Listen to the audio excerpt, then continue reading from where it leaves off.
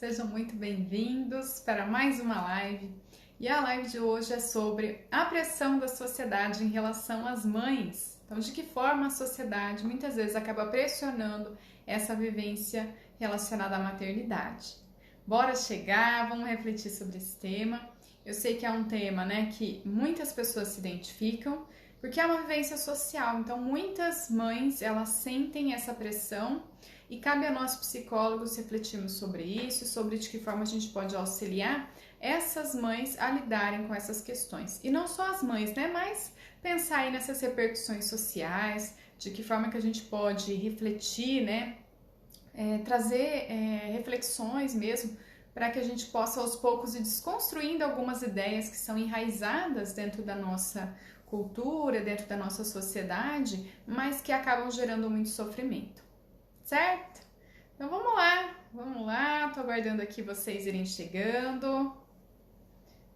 Conforme forem entrando, boa tarde, digam aí se tá tudo ok, estão me ouvindo bem. Certo?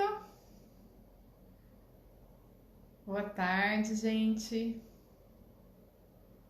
Sejam bem-vindos.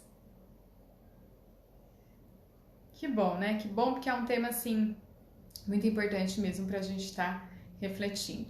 E o que me motivou a estar trazendo essa live para vocês hoje foi um último vídeo que eu postei a respeito de rede de apoio na parentalidade.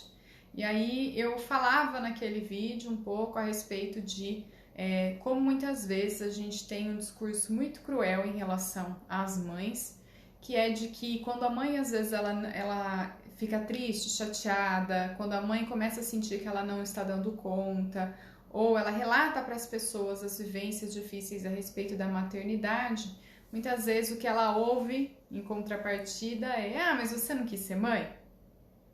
Você não quis? É basicamente assim: você não quis? Agora aguenta.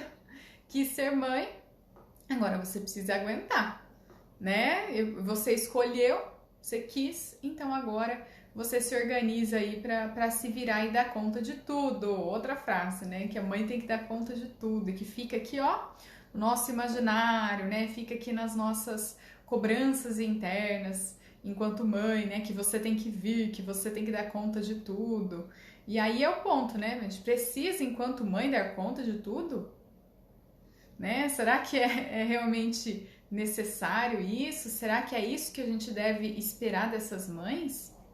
E foi interessante porque eu gravei esse vídeo e muitas pessoas, fizeram ali comentários ou me mandaram direct falando que entendiam aquilo, essa vivência, e principalmente mães falando quanto que para elas realmente muitas vezes é difícil lidar com essas questões relacionadas à maternidade, no sentido de ter muita culpa, de achar que está sempre fazendo tudo errado, de chorar, triste mesmo, de às vezes estar ali na relação com seu filho e não obter todos os resultados que gostaria, ou não da forma como gostaria que as coisas acontecessem, e o quanto que a mãe se culpa por essas vivências não estarem acontecendo da forma como ela imagina e supõe que deveriam estar ocorrendo. Então, e essa suposição, claro, não é algo só dela, mas é algo que a nossa sociedade cobra da gente, que a gente precisa estar ali refletindo a respeito dessas experiências que a gente recebe, a respeito dessas cobranças sociais que a gente recebe. Então, depois de ter publicado aí esse vídeo e ter tido essa repercussão, esses comentários, eu achei que valia a pena a gente estar fazendo uma live para refletir sobre isso, sobre essa pressão social em relação às mães. E aí eu acho que a gente não tem como não falar, Essa questão dessa frase que pesa muito para as mulheres, que é: você não quis ter filho? Você não quis? Como assim? Se você querer, o fato de querer ter filho, de estar disposto a viver essa experiência, significasse que a gente não pode sofrer, não pode achar difícil, não pode em algum momento duvidar da sua capacidade em relação àquela vivência, se você não pode estar fazendo melhor, se existe algo que você precisa mudar, como se fosse algo que a gente, a partir do momento em que eu decido ser mãe, automaticamente tudo já se resolve e a gente precisa de um jeito instintivo lidar com tudo e resolver esses problemas ligados a essa experiência. E isso é cruel. Eu entendo que a palavra correta é cruel. É uma crueldade a gente falar dessa forma com o outro, porque isso ignora uma coisa primordial nas nossas vidas, em qualquer experiência, em qualquer pessoa, que é o fato de que não existe uma perfeição. Quando eu digo perfeição, eu estou dizendo que não existe uma situação em que a gente só vai ver coisas boas, só vai ter coisas boas para se relacionar. Então, você pode gostar muito do seu emprego, pode se dedicar muito, pode ser a sua vocação, mas você vai ter dificuldades e vai ter momentos difíceis, né? Não tem um trabalho que só te traga momentos maravilhosos, né? Nem que seja uma parte burocrática às vezes, mas que ela é inerente, você precisa realizar. Então, não existe uma pessoa perfeita, nós não somos. Nós temos qualidades e defeitos, e o outro também tem qualidades e defeitos. Então, a gente não tem uma situação como se fosse assim, ideal, que tudo vai estar resolvido, maravilhoso, e a gente vai estar sempre feliz com aquela realidade. Não é assim. E não é o fato, né, de mulheres gestarem crianças, terem filhos, né, há quanto tempo? Desde que existimos, né, desde que nós existimos enquanto espécie, que torna essa vivência fácil ou automática ou algo instintivo que a mãe já deveria saber por si só e que ela nunca deveria expressar nenhuma forma de sofrimento. Então, é ignorar um ponto da realidade. A realidade é: qualquer experiência na nossa vida terá pontos positivos, fáceis e tranquilos, e outros que serão difíceis e que vão exigir da gente uma atitude de desafio, de mudança, né? De estar sempre ali se renovando. E com a experiência da maternidade não é diferente. As mulheres também, as mães, estão sempre tendo que se atualizar, que refletir, né? Que buscar ali novas formas de lidar com seus filhos. E mais, né, que às vezes você tem até uma mãe, mas essa mãe, quando ela tem um outro filho, a vivência com relação a esse outro filho é diferente. Ela pode ter a experiência de uma primeira maternidade, ainda assim, quando ela tem outro filho, pode ser que essa experiência seja extremamente nova e traga uma série de vivências que, a princípio, ela não tinha vivido na gestação anterior, porque cada filho, né, é único. E cada experiência é única, em cada momento da vida vai ser única essa forma de vivenciar a maternidade. Então, acho que para a gente entender de onde que surge isso, de onde que surge essa pressão em relação às mães, a gente já pode pensar na vivência da maternidade dentro do período histórico.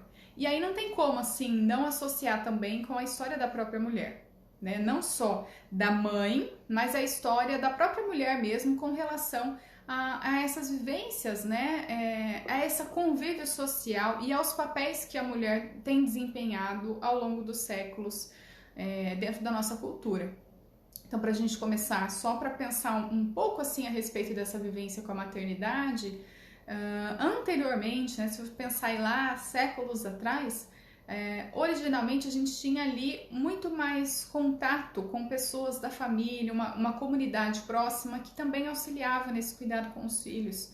Então, nós vivemos de pouco tempo para cá essa mudança, né? De poucos séculos, eu quero dizer, essa mudança, quando a gente tem essa família burguesa, tradicional se constituindo, que é de a gente ter ali o seu espaço privado, de ter a casa privada somente para os membros da família, privacidade, intimidade, que eram conceitos que a gente não tinha antes. Quando a gente pensa lá na família medieval, por exemplo, que é anterior a esse período, todo mundo convivia junto, né? Todo mundo estava na casa ali, dividindo essa grande casa, era como se fosse uma grande sala em que as pessoas confraternizavam, faziam negócios e tudo isso dentro desse ambiente do lar. Então, até essa questão da vivência da maternidade, ela também era dividida, de certa forma, com outras figuras também que estavam ali cuidando de outras crianças, essa proximidade. E isso é uma característica também, é diferente quando você tem uma rede ali de apoio que está ali, né, oferecendo dicas, sugestões, que começa esse processo de educar acontece em conjunto, e quando a gente vê uma mulher mais isolada, né, precisando dar conta ali muitas vezes mais sozinha. Outra coisa é a questão do próprio desenvolvimento da carreira. A gente, não é que as mulheres não trabalhavam, acho que é importante distinguir isso, Porque eu não sei se vocês, pessoas que vocês conheçam mesmo, avós, bisavós, que vocês escutem as histórias, muitas vezes elas dizem que trabalhavam muito. Eu ouvi já muitos relatos de mulheres que trabalhavam na roça mesmo, né? Que de repente ali viviam uma chácara ou viviam ali trabalhando para alguém, tinham uma casa que podiam ficar e ajudavam fazendo uma parte do serviço ali daquele espaço. E aí, quando se tinha isso, né, a mulher trabalhava. Não tinha o reconhecimento que a gente tem hoje, não tinha o desenvolvimento de carreira, mas não é que a mulher não trabalhava, ela trabalhava, porém, ela não tinha esse reconhecimento, essa visibilidade, essa questão financeira e de desenvolvimento da carreira que a gente tem hoje, né? A Sadiele está comentando aqui, a ideia sobre mulher possui o dom de ser mãe, instinto materno, como acha que isso interfere na romantização da gravidez na adolescência? Olha, boa pergunta. Rede de apoio a meninas em situação de vulnerabilidade. Olha, eu acho que seja vulnerabilidade financeira como emocional. Boa pergunta, Sadiele. Eu vou responder ela aqui com vocês, só vou avançar até a gente chegar no instinto materno. Essa ideia do instinto materno, aí eu aproveito para responder ela, que a gente encadeia com essa ideia da adolescência. Mas essa é justamente a sequência, né? Quando a gente pensa nessa mulher que ela não tinha esse desenvolvimento da carreira e que mesmo quando ela trabalhava, tinha que ser em função dessa sobrevivência ali, da vivência em família, dos filhos, isso gera um outro contexto social. E essa mulher dividia ali essas suas tarefas ali, cuidando da casa, dos afazeres domésticos e também cuidando dos próprios filhos. Outra coisa primordial é que a gente não tinha essas formas de prevenção, de métodos contraceptivos que a gente tem hoje. Hoje a gente consegue fazer isso, a gente consegue prevenir uma gestação. Mas em momentos anteriores aí, nos outros séculos, não se tinha. E a gente tinha um número muito grande de filhos nascendo. E esses filhos ali, né, nascendo dentro de um contexto que às vezes a gente não tinha também todo esse desenvolvimento sanitário, né, de saúde, de cuidados até com relação à questão de higiene mesmo, saneamento, tudo isso fazia com que muitas crianças morressem. A questão da ausência de vacinas, né, que é algo que vai se construindo, crianças morrendo por doenças muito simples para nós hoje, mas que naquela época faziam com que as crianças falecessem, isso tudo também constitui um certo tipo de relação materna. Que até para a própria família era muito difícil esse processo de se apegar muito às crianças, sendo que muitas delas acabavam falecendo novas. Então era aquilo, né? Vou usar uma expressão que vocês já devem ter ouvido, né? Que é assim, se tinha vários filhos para ver quais iam vingar. O que é isso? Quais iriam sobreviver a essa experiência, mesmo com todas as dificuldades com relação à saúde, saneamento, nem tudo isso que isso ocasiona para a nossa vivência. A gente tem até uma questão, né? De, olha, como que emocionalmente, não acho que isso é consciente, tá? Acho que não se percebia isso. Mas como que a gente emocionalmente vai se vincular de maneira extrema a uma criança que de repente vai falecer muito nova? Então o que a gente tinha era a tratar as crianças como mini adultos. As crianças eram consideradas como adultos pequenos. Eles tinham que aprender a estar, a ter esses cuidados na sociedade. Então aprendiam cuidados básicos, como cuidar ali de afazeres domésticos, coisas básicas. Aprendiam a questão social de se relacionar, isso era exigido, né, de como se comportar nesse meio social, mas essa questão do afeto para a criança, de olhar para a criança, para a infância, como a gente tem hoje, com a criança tendo esse papel muito central na vida das famílias, isso não existia antes. Consequentemente, essa relação de mãe e filho que a gente hoje idealiza, ela era muito diferente. E não é que não existia amor, não existia carinho, não é isso. Mas toda a sociedade se constituía de uma outra forma. E quando a gente tem essas mudanças sociais acontecendo, surgimento de vacina, a questão do próprio papel da mulher, né? Quando a gente tem aí esse desenvolvimento da medicina, a mulher que passa agora, de repente, cuidar da saúde dos filhos, a ser aquela que vai cuidar da educação desses filhos, se envolver mais nesse processo, porque aí começam a surgir as escolas, enfim, tem uma série de coisas que vão acontecendo e que fazem com que agora essa mulher passe a ter esse outro tipo de relação com os seus filhos. As famílias passam a ter esse ambiente de privacidade, cada um tem seu quarto, cada um tem sua intimidade, então a gente separa, procura separar as famílias, a gente tem uma mulher que começa a trabalhar, a gente tem métodos anticonceptivos, então a gente consegue prevenir a gravidez, decidir se quer ter filhos, quando quer ter filhos, quantos filhos quer ter, então a gente tem essa decisão. Isso tudo vem se transformando por conta dessas mudanças históricas. Com essas mudanças, uma coisa que também surgiu nesse processo foi essa ideia de mito do amor materno. De se acreditar que a mulher ela já nasce, né, com um instinto materno, ou seja, ela sempre quer ter filhos. Quando ela tem esses filhos, ela vai dar conta de tudo, porque ela já sabe, porque é algo instintivo. Pensa na palavra do instinto mesmo. Quando a gente pensa no instinto, a gente, em geral, associa os animais. Os animais, eles não têm um poder de decisão, da vontade. Eles agem de acordo com o instinto.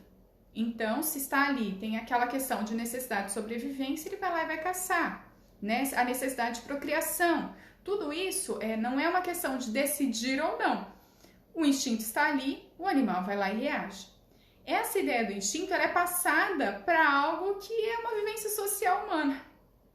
Acredita-se que essa mulher já instintivamente, ou seja, sem nenhum aprendizado social, sem nenhuma troca social, sem nenhuma construção, automaticamente, só por ser mulher, ela vai dar conta de fazer tudo, ela vai adivinhar tudo que o filho quer, ela vai agir da melhor forma com o filho, ela vai amar esse filho incondicionalmente, entendam assim, né? Nunca sentindo nenhuma frustração, amando e colocando o filho sobre todas as coisas, inclusive por si mesma. Então, é um critério de exigência, assim, enorme. E essa ideia, ela foi construída socialmente. Não é algo que já se tinha antes. É algo que foi construído. Porque antes disso, as relações eram diferentes. As crianças eram, como eu disse, mini adultos, né? Hoje a gente tem essas crianças aí, tendo esse lugar privilegiado na família, o quanto que as próprias mães, inclusive, que se cobram de conseguir favorecer o melhor desenvolvimento emocional do filho, o quanto que se estuda muito sobre essas coisas, mas antes disso a gente não tinha. Era toda uma outra vivência social.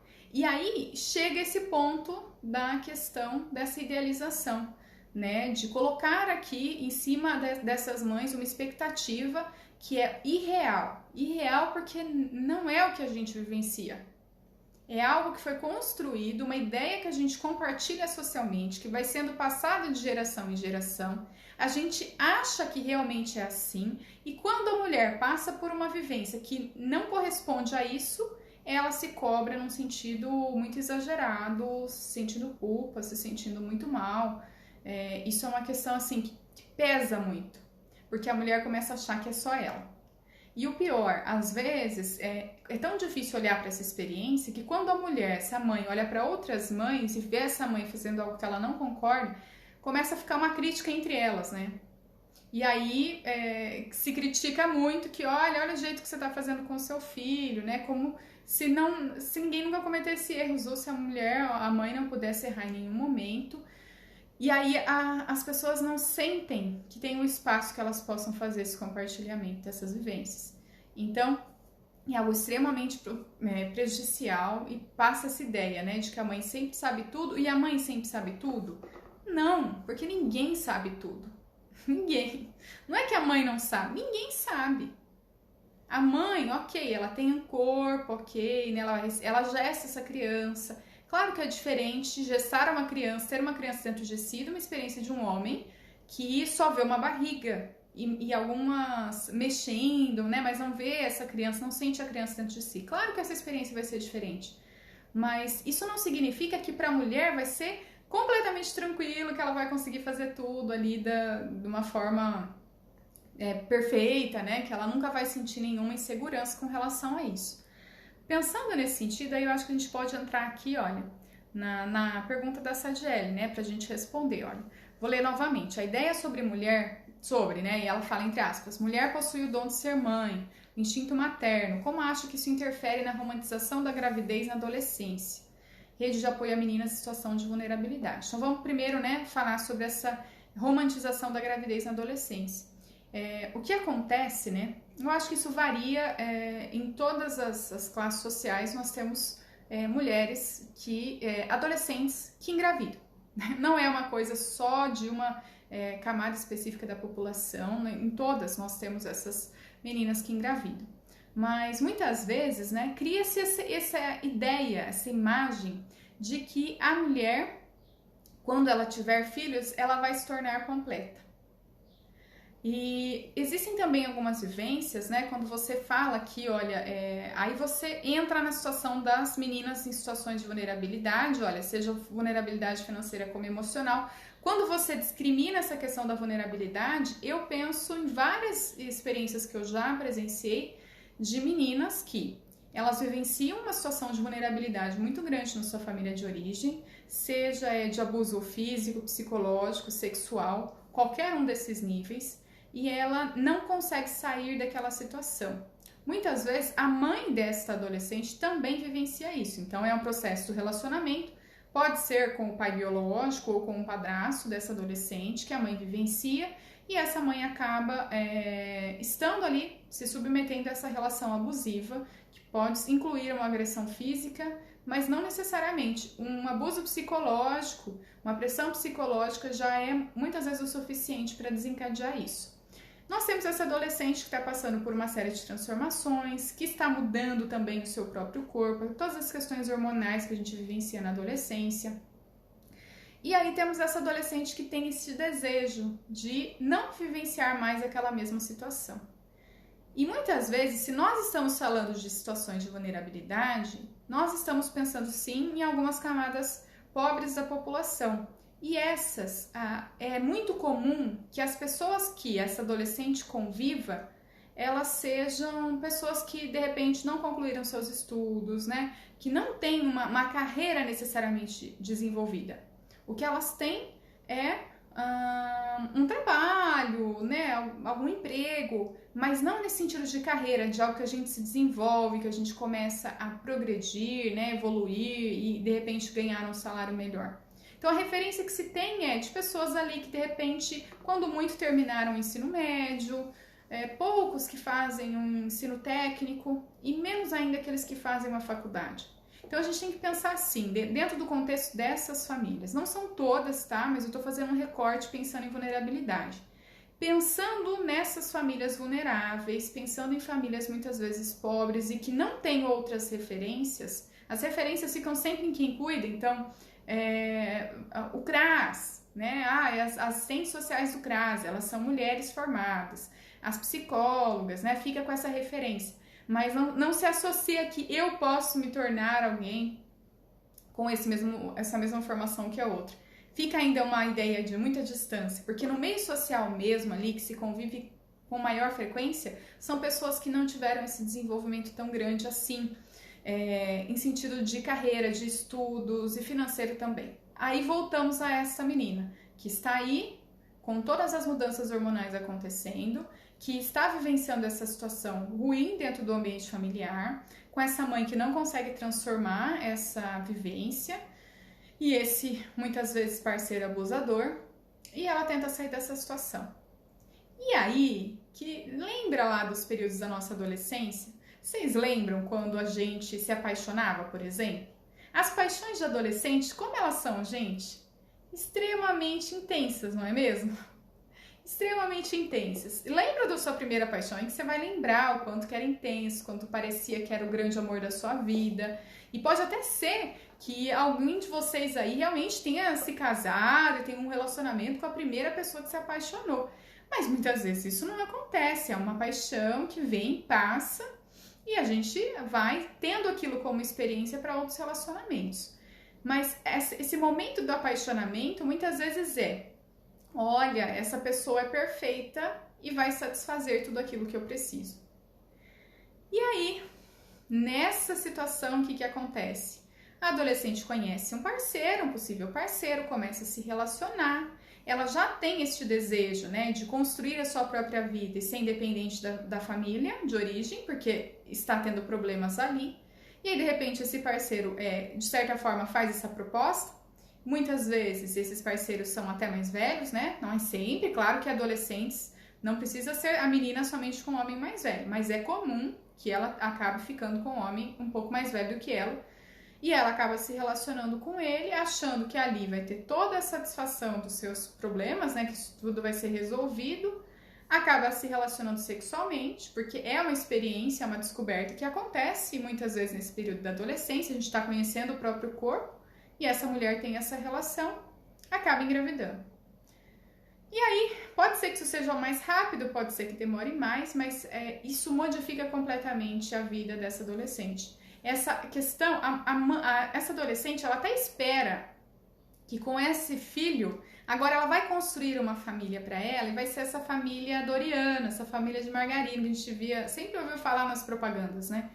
Que é essa família em que todo mundo tá feliz, senta junto, toma um café da manhã, a mãe sorrindo, alegre, bonita, o pai também bem-humorado, disposto, com uma fartura na mesa e com as crianças também super comportadas. O que é bem irreal, mais uma vez, é irreal. Mas a gente vê isso muitas vezes, né? A novela que sempre mostra que no final tudo dá certo. A gente tem mudado isso em algumas novelas, mas muitas vezes foi frequente. Então toda essa visão social leva essa menina a acreditar: poxa, eu não estou tendo aqui na minha casa, mas eu posso ter em algum lugar. E eu preciso sair daqui. E qual é o caminho? O caminho para que eu saia desta vivência é eu construindo a minha própria família. Então isso é extremamente comum, muito comum. É como se isso fosse o projeto de vida para que ela pudesse se libertar dessa família que ela tem agora, dessa relação mais complicada. E aí, claro que nós, né, que já vamos pensar aí, estou imaginando vocês aí que já passaram por experiências de relacionamento que não deu certo, ou que você se frustrou, que enfim, você viu que a pessoa tinha defeito, certo? E viu que não era de repente tudo que você idealizou no primeiro momento. Só que quando a menina percebe isso, muitas vezes ela já tá grávida. E aí, às vezes, ela se submete a uma outra relação abusiva, seja com um menino que seja adolescente também, ou que seja um homem mais velho, mas ela passa a depender dele, porque para conseguir emprego grávida ela não consegue. Para conseguir estudar, ela depende de alguém que a auxilie, né, que fique com a criança. Além da própria questão da vergonha, muitas vezes, da menina, de encontrar os outros colegas e ela estar grávida e as outras não. Então, ela também fica com vergonha e muitas vezes ela abandona a escola por conta disso. E aí, com tudo isso, ela fica numa situação, é como se fosse assim, um beco sem saída, é uma situação muito difícil. Porque para ela poder sair da situação, ela precisaria o quê? Fazer esse estudo, né? Conseguir se desenvolver, ter um trabalho, para que ela pudesse ter independência financeira e emocional, aí são outros 500 ainda, né? São outros 500 que ela também vai precisar trabalhar, mas pelo menos essa questão financeira, ela fica interrompida porque ela passa a depender desse outro. E esse outro, muitas vezes, tendo esse poder do dinheiro, acaba também determinando como as coisas vão acontecer. E aí é que entra essa questão do abuso. Então, como que fica a questão da romantização da maternidade para os adolescentes? Muitas vezes é uma forma dessas adolescentes sentirem que podem transformar as suas vidas por meio dessa construção de uma nova vida, desse projeto familiar. Só que esse projeto familiar ele não é algo planejado, programado. Muitas vezes a menina não pensa nisso conscientemente, ou quando pensa, ela não tem ideia, de fato, das consequências que uma gestação vai trazer para sua vida. E aí, quando ela percebe, já aconteceu. Ela já está grávida, ou ela já está com o bebê, ela já está nesse relacionamento que ela tem muita dificuldade de lidar. Então, é complicado, porque a gente, na verdade, a gente tem uma questão estrutural muito grande, né? Não é algo só das adolescentes, né? É uma questão estrutural maior, de muitas vezes situações precárias, quando você diz vulneráveis, eu tô entendendo, né? Situações de vulnerabilidade, que não dependem só da própria pessoa, mas ela nasceu naquele contexto, ela vivencia aquilo, ela quer sair e ela não enxerga outras maneiras, ou não acredita que aquela é a maneira para ela. Não é muito difícil a gente pensar isso. Quantas vezes vocês já viram pessoas com experiências diferentes? Você fala, nossa, eu queria tanto aquilo, mas não é pra mim, né? Com o outro deu certo, mas pra mim não vai dar. A gente tem isso. Imagina numa situação em que, de fato, a gente tem todo um contexto que parece que você não vê nem pessoas assim que seguiram esse outro caminho para você se inspirar. E aí, acaba tendo até uma repetição familiar. A mãe sofreu abuso, ela também sofre, essa criança vai crescendo, de repente é uma adolescente que também vai engravidar para poder sair daquela situação.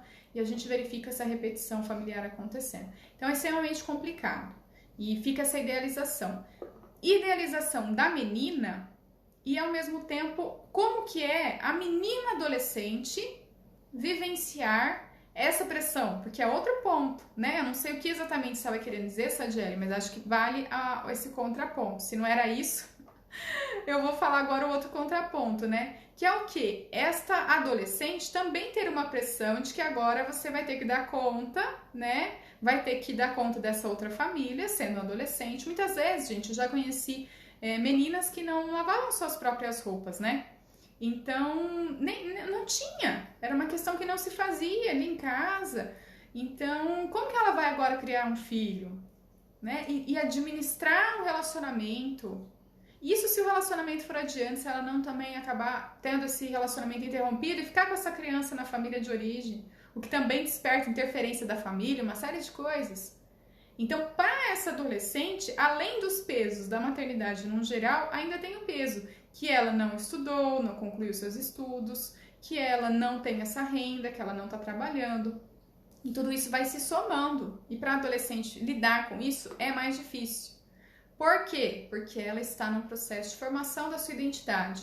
Ela está passando por um processo até de formação do seu próprio corpo, de identidade sexual, da questão hormonal mesmo, que vai fazer com que ela se transforme em muitos sentidos.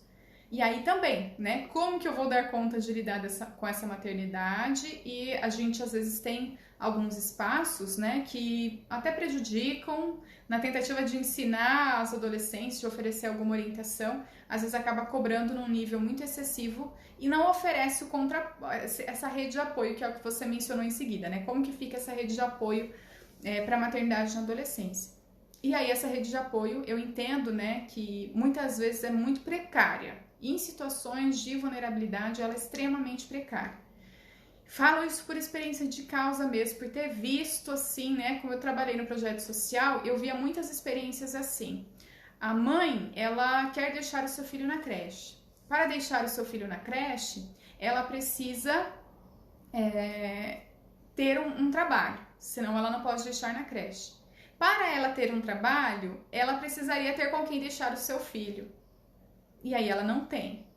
E para conseguir esse trabalho, ela também precisaria ter, às vezes, uma formação, pelo menos estar estudando.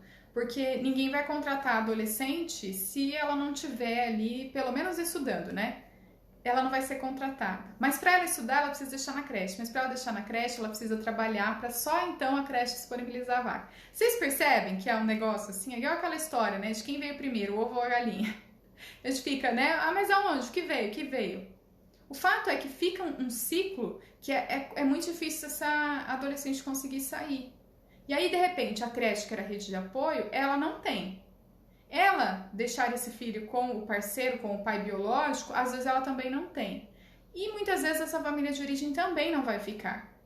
E aí ela tem que assumir isso. Assumindo isso, esses cuidados, eles não acontecem, esse apoio não acontece para que ela consiga se desenvolver em outros sentidos que não somente da maternidade. E aí fica esse imbróglio, vamos dizer. Fica esse imbróglio, nesse meio tempo, às vezes ela já engravida de mais um filho, e aí a situação vai ficando cada vez mais difícil. Acho que até a própria questão de usar um método contraceptivo mesmo, tem a questão de, às vezes, muitas vezes, o homem não querer usar e essa menina acabar cedendo, né? Essa mulher cede, ela também, às vezes, não toma algum outro tipo de um anticoncepcional, algo do tipo, então é extremamente complicado. Sadiele está falando, socialmente falando e olhando opiniões do senso comum, a gravidez sempre será a responsabilidade da mãe, onde muitos julgam como algo simples e fácil de ser evitado. Exato, Sadiele, é aí que eu tô falando, né? Quando a gente tem essa questão, por exemplo, desse parceiro que não quer usar um método, uma camisinha, algo do tipo, para essa mulher ela conseguir se colocar e colocar que é importante, que ela quer usar, isso é extremamente complicado. Por quê? Porque historicamente, vamos lembrar, historicamente a gente vem de uma realidade em que os homens mandaram, né? Os homens, uma sociedade patriarcal, eles possuem o poder. e eles determinam como as coisas vão funcionar, porque eles são os provedores e a mulher tem que se submeter. Então, como a mulher, de repente, até para escolha, né, de algo para ela se prevenir, ela vai tomar essa atitude. E aí fica parecendo que só foi as mulheres, mas não. Só que o peso cai sobre elas. Criança ninguém faz sozinho, gente. Porém, o peso dessa maternidade acaba caindo sobre as mulheres e elas acabam tendo que assumir muito mais responsabilidades, na maioria das vezes, do que os pais biológicos, né? A Sade está falando aqui, e isso não é bem a realidade que vivemos, pois nem todos possuem as mesmas condições e nem acesso às informações verdadeiras. Exato.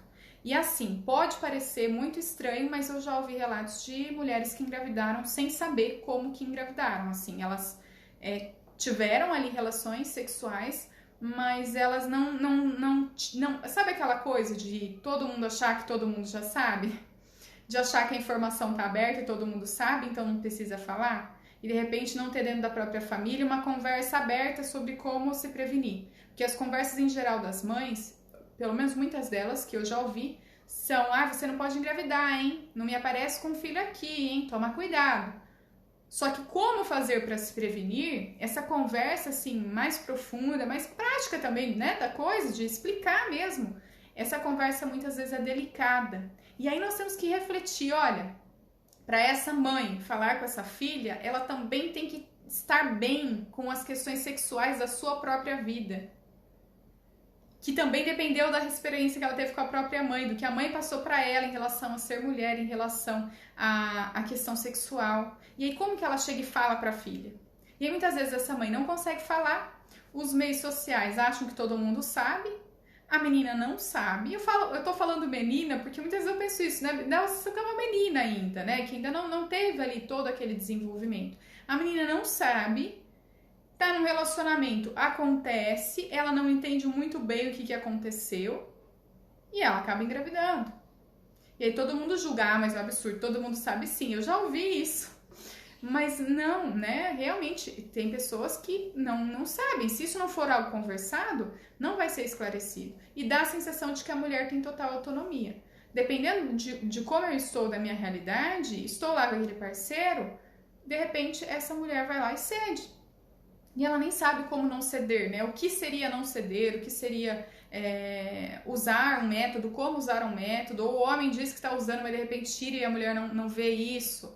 Percebe? São tantas coisas assim delicadas, só que quando o bebê nascer, é a mulher que vai acabar assumindo na maioria das vezes. Ainda hoje, na maioria das vezes é isso. Tem vezes que os homens assumem, né? Digo assim, assumem sozinhos mesmo, tá? Eu já vi experiências disso também. De repente a mulher teve alguns filhos, o relacionamento não deu certo, ela vai embora e deixa os filhos, mas isso é muito mais incomum.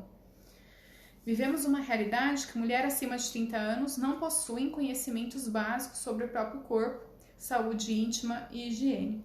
Então, não sei se é só acima dos 30 anos, né? Não sei se é só nessa idade, eu acho que até menos. E acho que qual que é o problema? O fato da gente poder estar hoje falando mais sobre essa questão sexual, muitas vezes dá a ideia de que todo mundo sabe, porque é algo mais falado, anteriormente nem era. Mas na prática mesmo, falar sobre sexualidade, sobre as nossas vivências sexuais mais íntimas, é algo que ainda é muito delicado. Se fala no sentido geral, mas falar das suas próprias experiências ainda é algo que mexe muito com a gente. Então é importante a gente refletir nisso, né? Porque às vezes a sociedade ela prega um discurso que não tem correlação com o que as pessoas de fato vivem. E a Sade está falando aqui, isso vale aos homens, sejam eles adolescentes ou adultos. Exatamente, né? Exato. Menos sim, mas digo, pois existe um paradigma que nessa idade as pessoas sabem. Ah, sim, você está dizendo que com 30 anos as mulheres deveriam saber já, né? Todas essas questões relacionadas acima dos 30, né? Enfim, nós vivemos essa transformação ainda acontecendo, sabe? Com relação aos paradigmas sexuais. Parece que tudo mudou, que está tudo muito aberto, mas não é assim. E cada geração existe uma mudança muito grande, eu acho, como lida com essa questão da sexualidade. Porque nesses últimos tempos, o quanto que a gente teve de debates a respeito do próprio de gênero, né? Que não se tinha antes. Então, isso depende de todos esses contextos, todas essas gerações. E o quanto que pequenas práticas, assim, da mulher, né? De repente, de se tocar, de se conhecer, é algo que é uma coisa, assim, escandalosa. Para os meninos, tudo bem, todo mundo aceita, né? E acha até bonito, mas as meninas de forma alguma. Então, olha, tudo isso, é importante falar mesmo disso, tudo isso gera um peso enorme sobre a mulher. E se essa mulher vai ter filhos, o peso continua no sentido da maternidade. E mais, se essa mulher também não tem, continua. Porque assim, se a mulher não tem filhos, isso também vai existir. Esse peso ele também vai continuar existindo, né? Porque aí se cobra. Como assim você é mulher? Como se a função de ser mulher fosse de sempre ter filhos. A mulher é obrigada a ter filhos. E aí quando você tem uma mulher que não tem, aí as pessoas começam a cobrá-la que ela precisa ter. Como assim? Né? Ela tem que ter filhos. Vai lá, né? Tenha, você tem que ter. Olha, a idade está passando, você precisa ter. Como se fosse algo obrigatório também, a própria experiência da maternidade. Então, uma questão assim enorme, um acúmulo de funções dentro de um contexto que cobra muito das mulheres. Essas mulheres que passam agora, né, e aí depende do contexto, né, as vulneráveis muitas vezes, os trabalhos, né, para desenvolver uma carreira é mais difícil, às vezes consegue alguns trabalhos ocasionais, que é o que é possível para elas conciliar o horário e tudo mais, e ela consegue, mas é para muitas vezes só aquela subsistência ali, básica ali, que ela não consegue fazer grandes mudanças financeiras dentro da família, mais para sobreviver mesmo, às vezes recebendo o apoio do governo, às vezes não, mesmo não tendo uma renda suficiente, nem todas recebem, e isso tudo vai se acumulando, vai se tornando um peso cada vez maior para que essa mulher tenha que lidar. E aí o julgamento, né, que infelizmente acontece muito das pessoas dentro da sociedade, julgam essas mulheres, elas mesmas passam a se julgar, porque o problema é que quando a gente tem uma sociedade que diz muito pra gente como as coisas devem ser, a gente começa a internalizar e concordar que é aquilo, e se cobrar por não ser aquilo que o outro está exigindo. É algo muito, muito complexo e a gente tem que sempre estar refletindo. Se tiver mais um apontamento, coloca aí, Sadiel, que a gente vai conversando. Aproveita a sua presença aqui pra gente ir desenvolvendo esses assuntos também sobre a live. Está interessante, porque é um assunto, eu acho que só para uma outra live também, né? Falar sobre essa questão da gravidez na adolescência, como que são essas vivências, eu acho que é um assunto muito importante. E pensar em diferentes modelos de família. Essa questão da família vulnerável, ou famílias, né, que vivem uma outra condição social, é muito importante a gente pensar, porque senão a gente fica com uma visão enviesada, né, de uma família classe média, né, e nem sempre é assim, gente. A gente tem várias famílias, a gente sempre tem que olhar para qual é a família que a gente está lidando, que a gente está considerando, qual que é o histórico dessa família, como que eles se relacionam. Então é algo muito, muito complexo.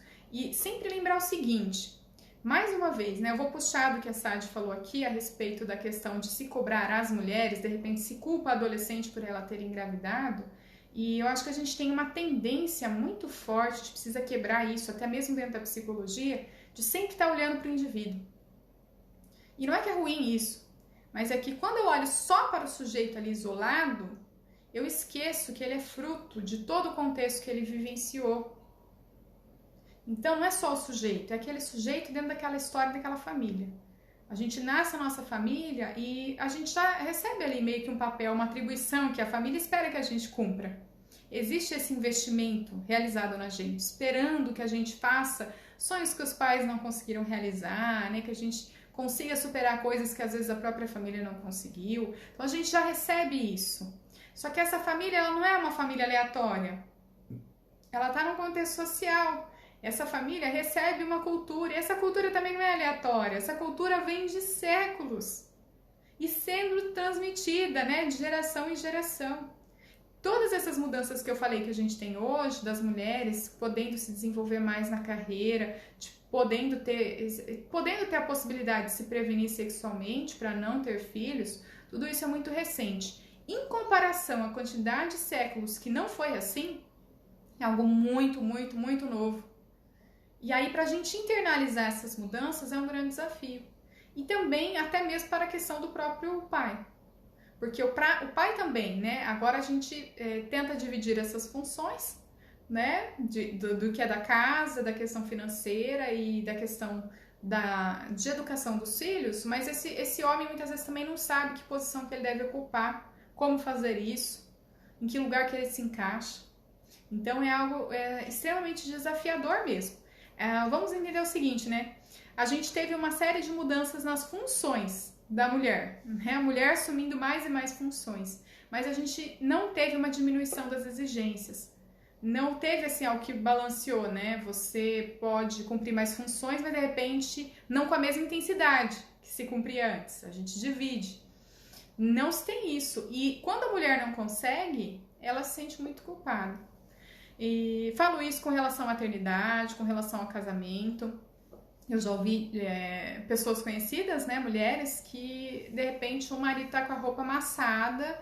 Ai, olha, mas a mulher dele não passa a roupa dele. Quer dizer, isso significa que na cabeça da mulher a obrigação de passar a roupa é do parceiro. Quer dizer, é da mulher, né? Não é do parceiro. Eu já tô dizendo que é. Deu ato falho. Já disse aqui que é o parceiro que tem que passar a sua própria roupa. Mas a visão enraizada é muito de que é a mulher que tem que fazer. Não, se tá tudo ótimo, tranquilo, mas se tem alguma coisa faltando, se chegou na casa da mulher e tem alguma coisa suja, fora do lugar, mas ela que não cuida, ela não é cuidadosa com a casa, ela não organiza, ela não cuida. E isso eu estou falando das próprias mulheres, por isso que eu tô falando que é uma coisa transmitida. Porque isso é das próprias mulheres, não tô nem falando, né, que é só os homens que colocam isso na gente, é uma questão social, a gente internaliza e a gente ainda cobra das outras. A Sádia aqui comentando, quando falamos sobre o papel do pai, o homem sofre muita pressão em relação a ser o provedor da família e a frustração no cenário atual sobre se encontrar desempregado. Nossa, esse era outro tema para live, hein, Sádia? Depois você me manda uma lista aqui, ó, dos tópicos para eu já fazer a programação das lives. Exatamente, porque aí a gente tem outro contraponto, né? A gente tinha um homem que tinha uma posição muito definida dentro da sociedade, que é essa questão de ser o provedor.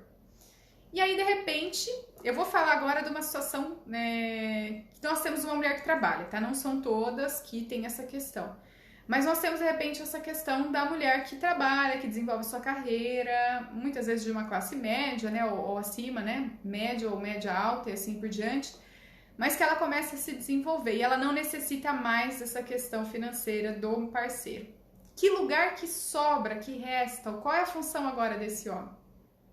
Então, isso é uma coisa assim, como que ele se encaixa? Muitos homens que muitas vezes receberam dos pais a seguinte questão, que eles não podem chorar, não podem ficar tristes. E a gente fala o quê? Que eles têm que se envolver emocionalmente, que eles têm que estar ali, dar atenção, dar carinho para a criança, ter paciência, mas que eles não tiveram nem esse desenvolvimento emocional ao longo das suas vidas. E como fazer isso agora? E mais, por mais que de repente, né, a gente fale hoje da questão da mulher assumindo mais essas funções, ainda assim existe também no imaginário de que é o homem que no fim das contas é o maior responsável. Existe essa cobrança, do mesmo jeito que a mulher se cobra no sentido de que ela é que tem que ser a mãe, que se de repente alguma coisa não está boa na casa, a culpa é dela, também temos esse homem, que por mais, mesmo que seja de repente uma família, que até tem uma situação financeira em que a mulher trabalha e consegue manter as contas, as despesas, se esse homem está desempregado, o sentimento dele é de que algo está faltando, de que ele está numa posição errada, de que ele precisa trabalhar, né? Já se espera isso dele e ele também se cobra isso. Ainda que possa existir um acordo no casal. Não, mas se você vai ficar cuidando dos filhos e eu vou, de repente, ser a provedora. Eu vou trabalhar e vou trazer esse dinheiro para o lar. Então, isso também é uma questão muito séria. A gente coloca essa questão da mulher, mas nós temos que pensar que nós vivemos em conjunto.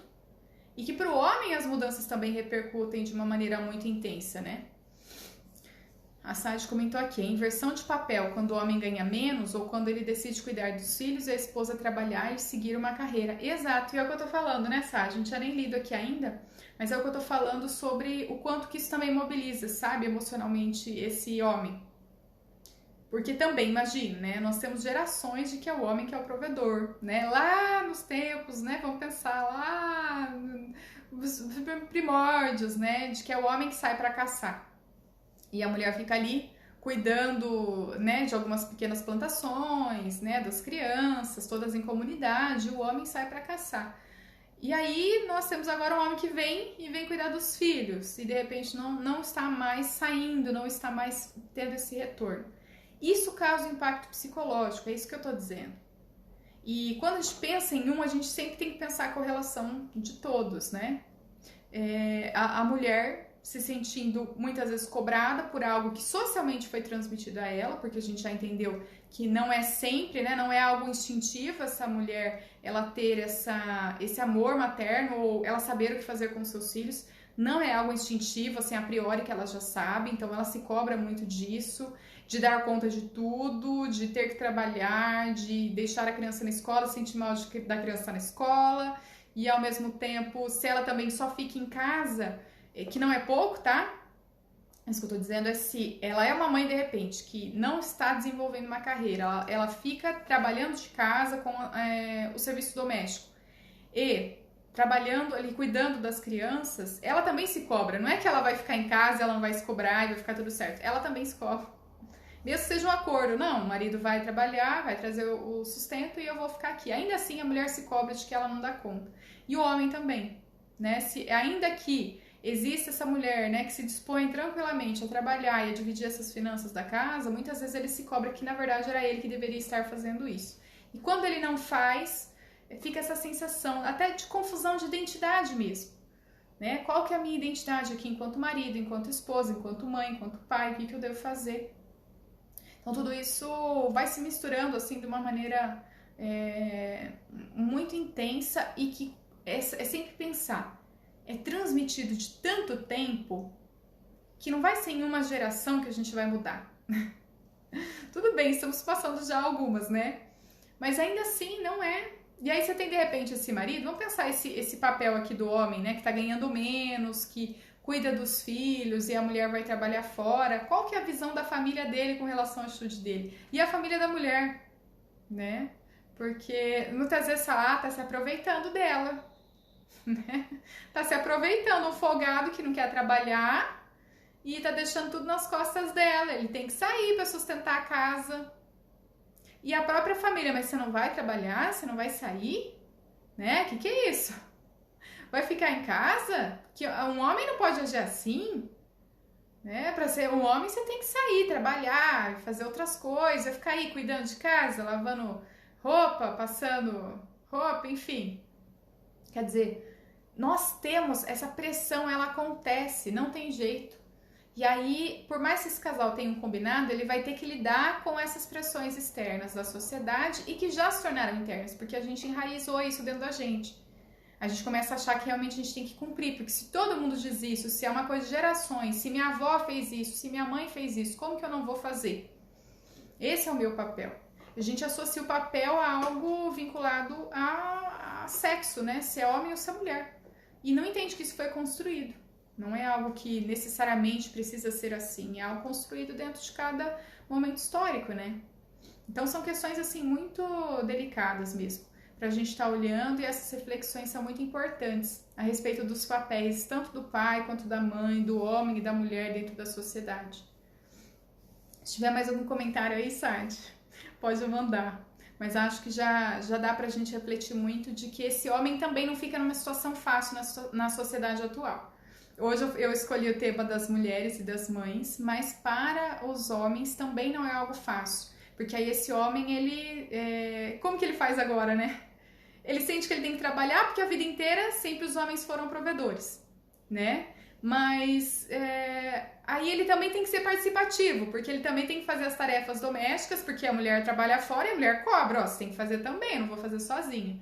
E ao mesmo tempo ele tem que ser afetivo com os seus filhos e estar próximo na educação, e de repente o pai dele não foi afetivo com ele. E era uma outra relação, né? A mãe dele não cobrava dele coisas que cobrava de repente da filha mulher.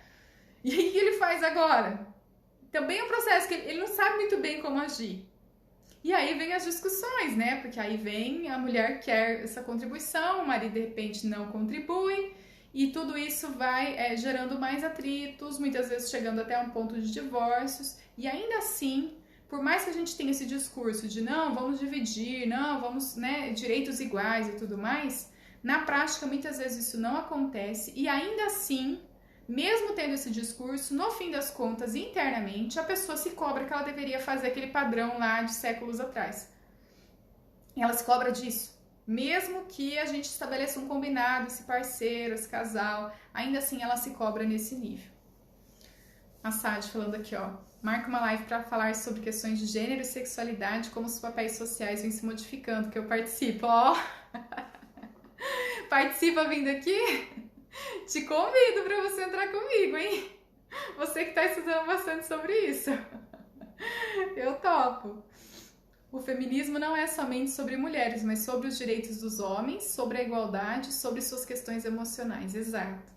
E aí, isso, inclusive, né, da gente entender que o homem também tem esse direito de, sabe, de ter seus sentimentos, de ter seus momentos de fragilidade, nesse sentido mesmo, de expor as suas fraquezas emocionais, aquilo que ele sente que é difícil dele lidar. E a gente tem que tomar muito cuidado enquanto mulheres, né? Porque às vezes isso é tão estimulado, mas na hora que a pessoa fala, você... Ai, mas você não pode, né? Olha o jeito que você tá agindo. Você tem que dar conta, né? Então é algo muito... assim, muito delicado que envolve as nossas mudanças. Eu vou só dar um exemplinho, assim, básico, né? Que às vezes as mulheres, elas querem que os homens participem, mas elas querem que eles façam do jeito delas. E os homens não vão fazer do nosso jeito nunca, porque eles têm o jeito deles. E porque ninguém faz igual, nem nós mulheres não fazemos igual umas às outras. E também tem essa questão de que o homem não teve, muitas vezes, esse treino que a gente teve uma vida inteira, tá? Se você não teve, você foi uma exceção, mas muitas vezes, a maioria das mulheres já é treinada desde cedo a lavar louça, a varrer casa, a limpar, né? Já somos treinadas quando a gente brinca de bonecas, a gente já fica treinando como seria ser mãe.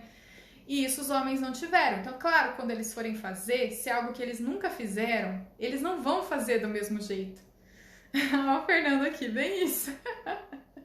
Exato. Só que aí é o ponto de você entender que isso são construções sociais e de você ir exercitando essa mudança, um com o outro. Porque, ok, a mulher precisa rever e o homem também precisa rever, que ele precisa, talvez, ter essa divisão maior dessas tarefas. E mais, não é que parece que às vezes eu tenho a impressão que os homens sentem como se fosse um prejuízo. Nossa, mas eu vou ter que fazer isso também, mas eu vou ter que ficar com a criança. Quando esses homens participam dessa vida dos filhos e tem essa proximidade, muitas vezes é extremamente gratificante. Né? Porque eu ouço muito relatos, por exemplo, de situações de bebês, isso é mais recente, que eu tenho visto em algumas situações, mas que é muito importante a gente refletir. Que, por exemplo, a questão da amamentação, né? É a mulher que vai amamentar. Se for uma amamentação ali no peito, é ela que vai amamentar, certo? Não tem como o homem fazer isso. É uma questão biológica. Mas que muitas vezes se associa que o homem vai dar banho. Já que o momento da amamentação é só da mãe, querendo ou não, ela que vai fazer, que o homem tem uma outra função que seja dele para que ele se vincule com a criança. E que é interessante que quando eles começam a fazer isso, eles vão se vinculando com a criança. Porque é diferente, gente. Nós mulheres, né, já temos, e não estou dizendo que é automático, que a criança nasceu, você já está totalmente vinculado, não é isso. Mas nós nos relacionamos de forma diferente, porque a criança está dentro da gente. Isso no caso de uma gestação mesmo. Agora, no caso do homem, né, ele está conhecendo a criança ali a hora que ela nasceu mesmo. Ele não estava sentindo a criança antes, é diferente a vivência. Só que de repente ter esse momento não é um prejuízo. Ai, mas eu vou ter uma coisa a mais, eu vou ter que dar banho na criança. Não, você vai construir essa relação de afetividade e proximidade com o seu filho. E isso também é muito gratificante, sabe? Então acho que a gente reformular essas ideias. Porque socialmente o que as mulheres fazem em casa é algo ruim, chato e que de jeito nenhum ninguém mais quer fazer, né? Mas não é só isso. Existe essa questão desse desenvolvimento emocional e de vínculos que também gratifica muito o homem se ele se permitir fazer isso. Ele e a mulher, porque a mulher também tem que permitir. Porque aí às vezes a mulher ela reclama, mas ela também nunca deixa o homem fazer. Então, né, não tem jeito. Ela não quer abrir mão desse papel. Que ela, sabe aquela coisa de mãe, que no fim das contas a criança sempre corre pra mãe? Eu não quero correr esse risco que vai correr pro pai. Então não vou deixar. Então, é um conjunto das ações de ambos, dessa troca, dessa conexão, de se dispor a dividir. E às vezes a questão da divisão de tarefas até domésticas, de diminuir também cobranças, né? A gente não vai querer fazer coisas lá que nossos avós faziam, né? Que de repente, sabe aquela coisa de engomar peças? Olha, coisa antiga, né? Você não vai fazer isso hoje, então tem que refletir o que vale a pena fazer, o que é importante para essa família e como a gente se distribui, se organiza para fazer isso funcionar na nossa casa. E parar um pouco desses padrões. Na minha casa, minha mãe varria a casa todo dia. Você tem tempo a varrer todo dia? Não. Você vai cobrar isso do outro? Não. Como a gente vai organizar para a casa se manter limpa? A gente vai se dividir, sei lá, 2 vezes na semana, cada dia uma vez um limpa, outra vez o outro. Sabe? São pequenas coisas, de pequenos ajustes. Só que esses ajustes, eles não são fáceis. Por quê? Porque eles envolvem essas crenças enraizadas que a gente tem, que a gente recebe dentro de toda a nossa história. E aí a gente associa que no fim das contas, não, por mais que o meu discurso seja na prática a gente faz diferente. Então é um grande processo mesmo, sabe? De mudança. E isso vai acontecendo ao longo das gerações. Eu entendo que essa mudança ela só acontece quando a gente começa pelo menos a falar, a refletir, a trazer isso à tona, a discussão. E começando a falar e mudar esses discursos, aos poucos a gente vai mudando também essas crenças. E aí a gente também, né, precisa transformar isso na prática com os filhos, né? Então você não reclama, de repente a mulher que reclama do filho, reclama do marido, mas quando chega o filho homem, ela não quer deixar fazer. E a filha mulher, ela ensina a fazer tarefas domésticas. Então, percebe? É uma coisa incoerente. Isso é algo que precisa ser conversado. Ó, o Fernando, aqui em casa, se não fizer da forma que ela faz, ela vai e refaz. Aí fico desmotivada a fazer da próxima vez. Eu entendo, Fernando. Não é fácil, né? É algo que a gente precisa estar... Sabe o que é importante, né? Eu já vou trazer aqui de casal, que é outro tema que eu adoro, né? Isso precisa ser comunicado. Sabe? Isso também precisa ser dito, assim, olha... E escolher o momento de ser dito, né? Que não adianta você querer falar naquela hora que a pessoa tá ali nervosa, com raiva, que ela fez lá por si. Não é isso. Mas de que nós precisamos ter essa flexibilidade. A gente exercita isso na gente e também, né, tenta estimular isso no outro. De que as coisas não vão funcionar nunca vai ser do nosso jeito, a não ser que seja a gente mesmo que faça. Então, se a gente quer um alívio, a gente precisa, de repente, entender que o pano lá vai ser passado no chão de um jeito diferente. Eu acho interessante, né? Eu não sei, eu vou dar um exemplo bem banal, assim, né, de casa. Mas eu me lembro de uma pessoa que falou assim, né? Criticou uma pessoa que estava limpando a casa, era uma mulher limpando, e ele foi lá e palpitou, né? Não, mulher não, era um homem. O homem estava limpando, e o que ele estava fazendo? Ele estava indo com o rodinho assim, sabe? Pra frente, pra trás, pra frente, pra trás, pra frente, pra trás, até passar no cômodo todo. E aí, olha, eu ouvi essa história e a mulher me contando, né? Que o marido tinha feito isso, né? Falou, ficou tudo torto no chão. E ficou repassando a sujeira, né? Porque ele tem que passar de uma vez, aí tem que ir lá e passar outra, tudo em camadas. E eu ouvi isso. Gente, fiquei pensando, mas gente, eu aprendi a vida inteira a passar roda assim. Eu que sou mulher. Qual que é o problema de ficar torto no chão, o pano vai secar, né? A água seca, que dizer, então tem que ficar lustroso, né? Eu tô falando isso porque assim, que ponto, né? Tem coisas que nem a gente, enquanto mulher, não aprendeu daquele jeito e aí a gente quer cobrar do outro. Gente, não vai funcionar. E do mesmo jeito, gente, homens, não esperem que as mulheres façam do mesmo jeito. Elas também vão fazer outras atividades do jeito delas, né? De repente elas vão conversar mais, então elas não vão ser tão diretas na hora de resolver alguma coisa, de comunicar quanto os homens. Então nós temos essas diferenças. Podia ser um outro tema, né? As diferenças aí entre homens e mulheres nesse sentido, né, dessas vivências, enfim.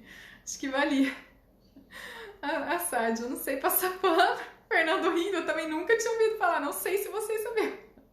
Eu não sabia fazer pano. Que pra mim era vai passando em diagonal até terminar. A Sádia, ainda bem que criaram um mop giratório, sim. E facilita muito a nossa vida, né? Mas a questão é assim, de você perceber o que é prioridade realmente e da gente flexibilizar, às vezes, uma criação que a gente teve de que a gente tem que estar com tudo perfeito o tempo todo. E às vezes o mais importante não é ter aquela relação com o filho ou com o parceiro e sim dar conta da casa. Ai, Carol, que chata a mulher vir e cobrar. Mas a mulher foi cobrada a vida inteira, a sociedade inteira cobra, que se não tiver perfeito a culpa é dela. Então, sabe esse processo de a gente sair do nosso lugar, entender o lugar do outro, voltar para o nosso, comunicar para o outro isso. Olha, eu entendo que você teve essa educação, né? Que isso foi uma coisa ensinada como muito importante, mas não precisa disso, né? Nem na sua vez você não precisa fazer dessa forma. Será que o mais importante não são as relações, a gente se aproximar de outras formas, né? Então é algo bem complicado. Só que aí nessa questão dos relacionamentos, eu só queria dizer o seguinte: muitas vezes esses conflitos domésticos, o que eles trazem são outros conflitos, que tem toda essa base que eu falei antes na live. Então, o problema não é só o pano que foi passado de um jeito errado. Foi eu sentir que, olha, eu tenho que fazer tudo sozinha, eu tenho que dar conta sozinha, e aí eu faço as coisas ali daquela forma e se o outro não faz, o outro não tá sendo companheiro, não tá sendo parceiro. E eu sofro não é pelo pano, eu sofro porque ele não é companheiro e parceiro. E o outro, quando tenta ser parceiro, sente que não tá sendo compreendido, e aí aquele pano não é mais o pano. O pano, né, se torna uma coisa maior. O pano ela nunca considera aquilo que eu faço e isso nunca tem importância. Olha como a coisa fica complexa. E a gente vai embolando esses vários sentimentos, experiências e crenças que a gente tem nessas pequenas experiências assim da nossa convivência doméstica, no nosso relacionamento, e isso se transforma numa bola de neve. A Sade está falando aqui, casais homoafetivos também possuem essa mesma demanda, independente se é 2 mulheres ou 2 homens. Ótimo comentário, Sade. Bora fazer a live, hein? Vamos marcar, hein? Você vai perder a vergonha. Só para quem está assistindo, né? A Sage é psicóloga também. Então, foi minha aluna, inclusive, se formou no final do ano passado. Então, acho que é outro tema extremamente importante. Essa questão não é só homem e mulher, né, Sade? Não é só homem e mulher. Mas essa questão muito mais ampla, né? De uma série de demandas que a gente precisa lidar dentro de um relacionamento. Exato, não é a atividade em si, mas o simbolismo que ela traz, exato. Só que as coisas, quando a gente começa aquela pequena coisa, ter um simbolismo de um problema maior que a gente não resolve, fica algo muito complicado, porque qualquer coisa é motivo para uma explosão, para uma briga, porque não é qualquer coisa, é a outra que a gente não resolveu. Então é importante a gente fazer essas separações enquanto casal, né? Do que é um problema de uma louça que a gente tem que gerenciar, que nenhum dos dois quer lavar, como a gente resolve. Né? Como a gente vai organizar isso? E do que é um problema de falta de companheirismo de fato, o companheirismo não é só na louça, né? O companheirismo é em várias outras situações e que se reflete na louça.